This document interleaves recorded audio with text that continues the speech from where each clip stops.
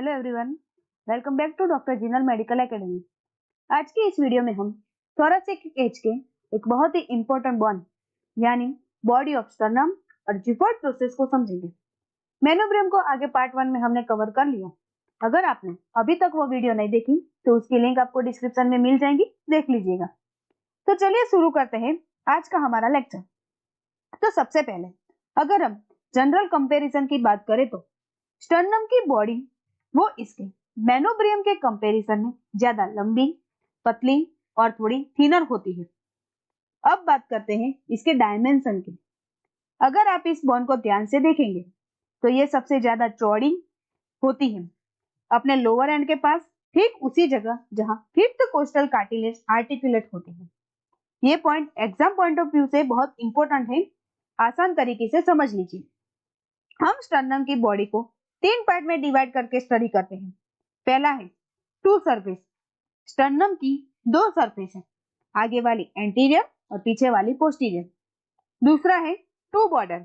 इसके दोनों साइड पर लेटरल बॉर्डर होती है जो हमारे सेकंड से लेकर 7th कोस्टल कार्टिलेज के साथ ज्वाइंट बनाती है। और तीसरा है टू एंड, अपर एंड और लोअर एंड। अब हम एक एक करके सभी इन फीचर्स को समझते हैं। ये जो स्टर्नम की 2 सरफेस हैं, एंटीरियर और पोस्टीरियर, इसको अब हम डिटेल में समझते हैं। तो सबसे पहले हम एंटीरियर सरफेस को समझते हैं। तो स्टूडेंट, ये सरफेस लगभग फ्लैट यानी नियरली फ्लैट होती है और इसकी डायरेक्शन टुवर्ड और थोड़ी सी अपवर्ड यानी थोड़ी ऊपर और आगे की तरफ होती है। अगर आप इस एंटीरियर सरफेस को ध्यान से देखेंगे तो इस पर आपको 3 इल डिफाइंड ट्रांसवर्स रिज दिखेगी। ये रिज असल में क्या है? तो ये शो करती है हमारे 4 छोटे बोन सेगमेंट के फ्यूजन को, जिन्हें एनाटॉमी में स्टर्नेब्री कहा जाता है। बचपन में ये चारों सेगमेंट अलग होते हैं और बाद में फ्यूज होकर सिंगल बोन बनाते हैं। अब आते हैं हमारी पोस्टीरियर सरफेस पर। तो ये सरफेस थोड़ी सी कॉन्केव होती है क्योंकि ये हमारे इंटरनल ऑर्गन के पास होती है, इसीलिए ये बिल्कुल स्मूथ होती है। साथ ही पोस्टीरियर सरफेस पर भी ट्रांसवर्स लाइन होती है, लेकिन ये एंटीरियर सरफेस के मुकाबले बहुत ही कम डिस्टिंक्टिव यानी हल्की होती है। सरफेस तो समझ ली, अब समझते हैं इसकी 2 बॉर्डर्स और 2 एंड। तो सबसे पहले आते हैं इसके लेटरल बॉर्डर पर। स्टर्नम लेटरल बॉर्डर बहुत ही यूनिक होती है क्योंकि ये कार्टिलेज के साथ आर्टिकुलर जॉइंट बनाती है। तो ये टोटल 3 तरीके से आर्टिकुलर कनेक्शन बनाती है। सबसे ऊपर ये कनेक्ट होता है lower part of the second costal cartilage के साथ। मिडल में इसका आर्टिकुलेशन होता है 3rd to 6th costal cartilage के साथ और लोअर पोर्शन पर ये साइनोवियल जॉइंट बनाता है upper half of the 7th costal cartilage के साथ। अब आते हैं इसके 2 एंड पर। तो सबसे पहले अपर एंड पर स्टर्नम का ये अपर पोर्शन अपर मेनोब्रियम के साथ जॉइंट बनाता है और इस जॉइंट को हम कहते हैं सेकेंडरी कार्टिलाजिनस जॉइंट यानी सिम्फाइसिस, जो कि क्लिनिकल एनाटॉमी में स्टर्नल एंगल के नाम से भी जाना जाता है। अब आखिर में बात करते हैं इसकी लोअर एंड की। ये अपर एंड के कंपैरिजन में काफी पतला यानी नैरो होता है और ये नीचे हमारे जीपी स्टर्नम के साथ स्केलेटन कनेक्शन बनाता है, जिसे हम प्राइमरी कार्टिलाजिनस जॉइंट कहते हैं। सभी फीचर्स को डिटेल में देखने के बाद चलिए अब हम समझते हैं हमारे स्टर्नम की बॉडी पर कौन कौन से इंपॉर्टेंट मसल्स अटैच होते हैं। तो पहली मसल्स है पेक्टोरालिस मेजर मसल्स। हमारे स्टर्नम बॉडी की एंटीरियर सरफेस का जो लेटरल मार्जिन है उसकी पूरी लेंथ से ये मसल इस फाइबर का ओरिजिन होता है, जैसे कि आप इस अपर रेड हाइलाइटेड डायग्राम में देख सकते हैं। ये हमारी चेस्ट की एक मेजर मसल्स है। दूसरा मसल जो यहाँ अटैच होता है वो है एक्सटर्नल ऑब्लिक्यू मसल्स। स्टर्नम की बॉडी का जो सबसे लोअर मोस्ट पार्ट होता है यानी जिफॉइड प्रोसेस के जंक्शन के पास का एरिया, यह मसल्स के अपर फाइबर ओरिजिन लेते हैं। एंटीरियर सरफेस के बाद अब हम बात करते हैं इसकी पोस्टीरियर सरफेस यानी जो सरफेस अंदर थोरासिक कैविटी की तरफ फ्यूज करती है।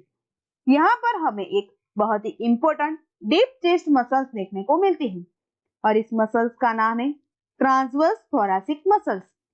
स्टूडेंट, स्टर्नम की बॉडी की पोस्टीरियर सरफेस का जो लोअर पार्ट होता है, ये मसल्स वहां से डायरेक्टली ओरिजिन लेती हैं और ऊपर की तरफ कोस्टल कार्टिलेज पर एक्सटेंड करती है। तो एंटीरियर सरफेस पर पेक्टोरालिस मेजर और एक्सटर्नल ऑब्लिक्यू और पोस्टीरियर सरफेस पर है ट्रांसवर्स थोरासिक।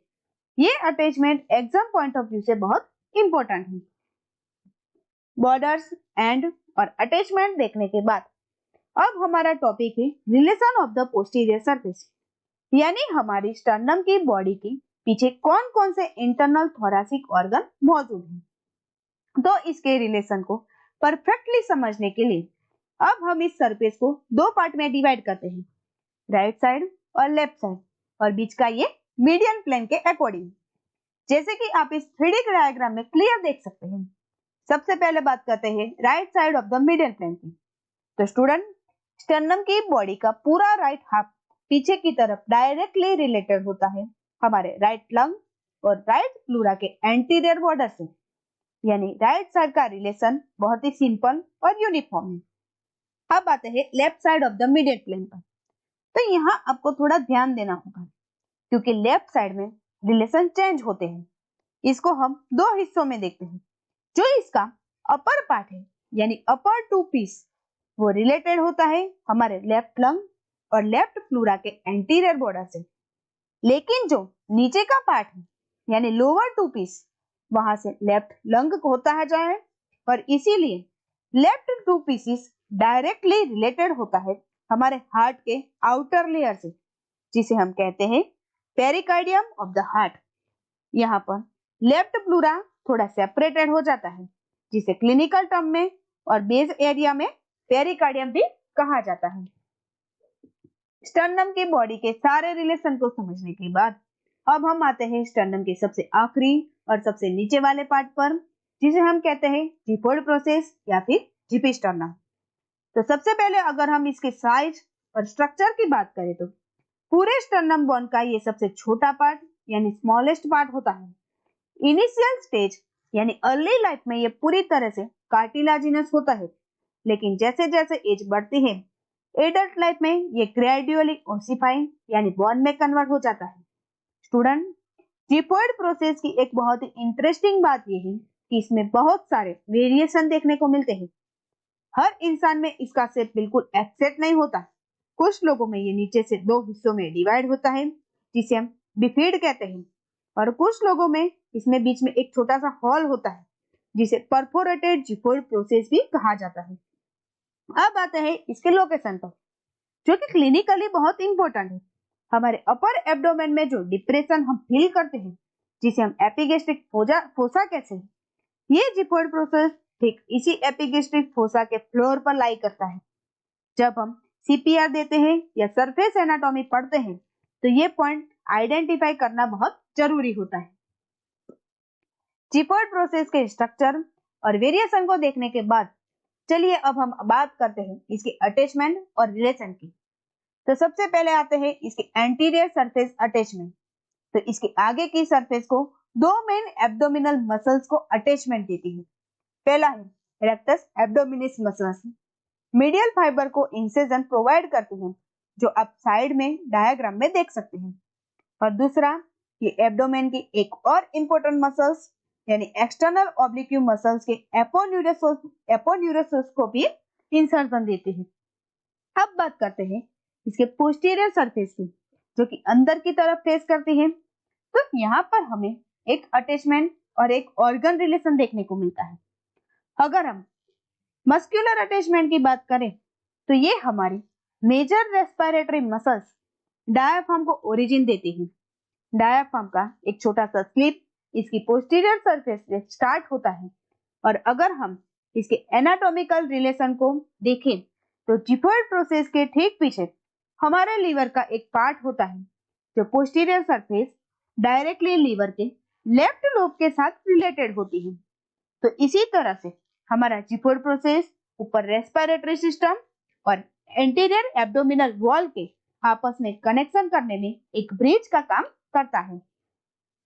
एंटीरियर और पोस्टीरियर सरफेस के अटैचमेंट के बाद अब हम समझते हैं बॉर्डर और एंड पर कौन कौन से अटैचमेंट हैं। तो सबसे पहले बात करते हैं लेटरल बॉर्डर की। स्टूडेंट, जिफॉइड प्रोसेस की जो दोनों लेटरल बॉर्डर होती है वो हमारे एंटीरियर एब्डोमिनल वॉल की स्ट्रक्चर करने में हेल्प करते हैं। ये मेन अटैचमेंट देते हैं एंटीरियर रेक्टस टीथ को और साथ ही लिनिया आर्बा के अपर फाइबर्स यहाँ आकर ब्लेंड होते हैं। अब आते हैं इसके अपर एंड पर। जैसे हमने पहले ही डिस्कस किया था, जिफॉइड प्रोसेस का जो सबसे ऊपर का एंड होता है वो स्टर्नम की बॉडी के लोअर एंड से आर्टिकुलेट करता है और ये दोनों मिलकर बनाते हैं जिफी स्टर्नर ज्वाइंट, जो कि नेचर में तो एक प्राइमरी कार्टिलेजिनस ज्वाइंट होता है। एज बढ़ने पर यह ज्वाइंट पूरी तरह फ्यूज हो जाता है और आखिर में देखते हैं इसकी लोअर एंड यानी इसका terminal tip. Student, xiphoid process का लोअर एंड एक बहुत ही इंपॉर्टेंट मिड लाइन स्ट्रक्चर को अटैचमेंट देता है जिसे हम कहते हैं लिनिया आल्बा। जैसे कि आप इस डायग्राम में देख सकते हैं, ये व्हाइट फाइब्रस बैंड हमारे जिफॉइड प्रोसेस से शुरू होकर नीचे प्यूबिक सिम्फाइसिस तक जाता है। तो लिनिया आल्बा का स्टार्टिंग एपेक्स पॉइंट यही lower end of xiphoid process है। तो स्टूडेंट, इसी के साथ हमारा स्टर्नम का लेक्चर कंप्लीट हुआ। आगे हम वर्टेब्रा की सीरीज शुरू करेंगे।